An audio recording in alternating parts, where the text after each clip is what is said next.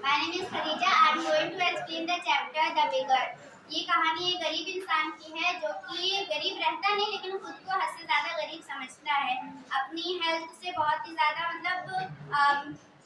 बहुत हेल्थी रहता है लेकिन फिर भी उसको जो है मेहनत करना और काम करना पसंद नहीं रहता है। वो एक जगह पर बैठ के भीख मांगता है। वहाँ से एक एडवोकेट जाते हैं, उनसे कहता है साहब मेरी मदद करो, मैं 3 दिन से भूखा हूँ, मैंने कुछ भी नहीं खाया है। तो जो एडवोकेट सरगई होते हैं वो कहते हैं कि ऐसा लगता है मैंने आपको कहीं देखा है। तो कहता है नहीं, हाँ हो सकता है देखा हो, क्योंकि मैं पिछले 3 साल से एक कॉलेज में टीचर रह चुका हूँ। और उससे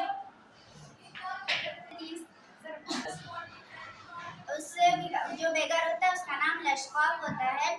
जो एडवोकेट सरगई होते हैं वो उससे कहते हैं कि ऐसा लगता है आपको कहीं देखा है। तो वो बेगर कहता है कि मैं पिछले 3 सालों से एक कॉलेज में टीचर रह चुका हूँ, लेकिन जो है वहाँ पे कुछ लोगों ने मेरे खिलाफ जो षड्यंत्र रचा और मुझे वहाँ से निकाल दिया और मैं इस हद तक आ गया हूँ कि मुझे अब भीख मांगनी पड़ रही है। तो वो जो एडवोकेट होते हैं वो कहते हैं कि ठीक है मैं आपकी हेल्प कर देता हूँ।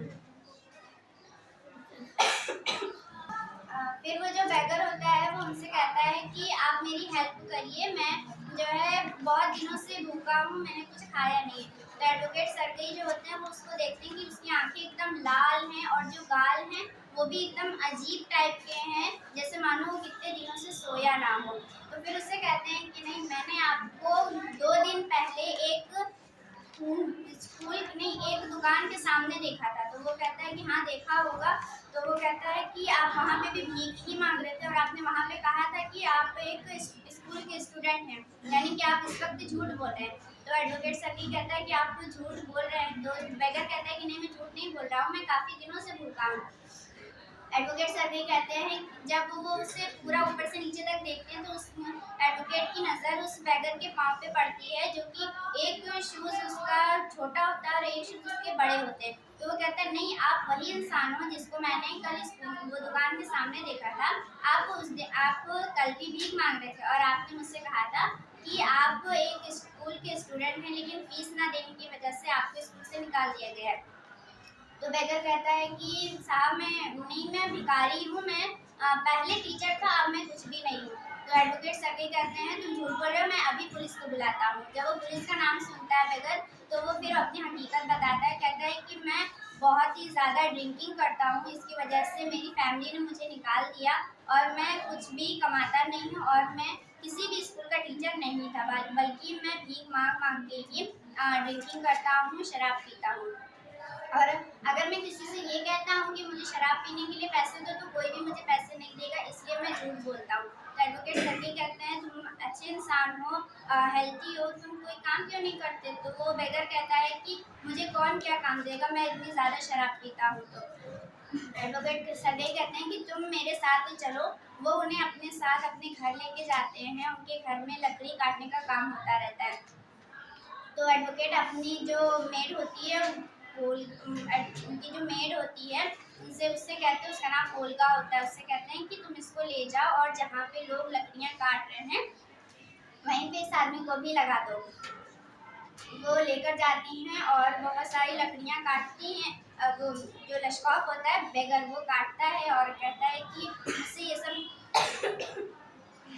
मुझसे लकड़ियाँ नहीं कटेंगी, क्योंकि जो हैमर है ये भी, वो जो कुल्हाड़ी जो होती है कुल्हाड़ा, वो भी मुझसे नहीं उठ रहा है। तो जो ओल्गा होती है वो कहती है तुम ट्राई करो, क्योंकि मेहनत जो कोशिश करते हैं उनकी हार कभी नहीं होती है। फिर वो बहुत ही ज़्यादा नशे में चूर होता है और जो कुल्हाड़ी होती है उसको उठाता है और लकड़ी काटने की कोशिश करता है लेकिन काट नहीं पाता है। फिर उसके थोड़ी देर के बाद जो एडवोकेट सरगई होते हैं वो उस बेगर को देखते देखते बोर हो जाते हैं और चले जाते हैं अपने कमरे में। जब वहाँ जाते हैं थोड़ी देर के बाद बेगर जाता है, उनसे कहता है कि मैंने आपकी सारी लकड़ियाँ काट दी हैं, आप मुझे मेरी मेहनत के पैसे दे दीजिए। फिर वो एडवोकेट सरगई जो होते हैं वो उस बेगर को कुछ पैसे देते हैं, जिससे वो 3 दिन 4 दिन तक लगातार उन पैसों से वो खाता है और एक कमरा भी बुक कर लेता है अपने लिए। फिर वो कुछ दिन के बाद आता है, एडवोकेट सरगई उसे अपने घर का काम देते हैं झाड़ू पोछा करने को। फिर वो झाड़ू पोछा करता है, घर का सारा काम वो करता है, फिर कुछ पैसे लेता है और फिर चला जाता है।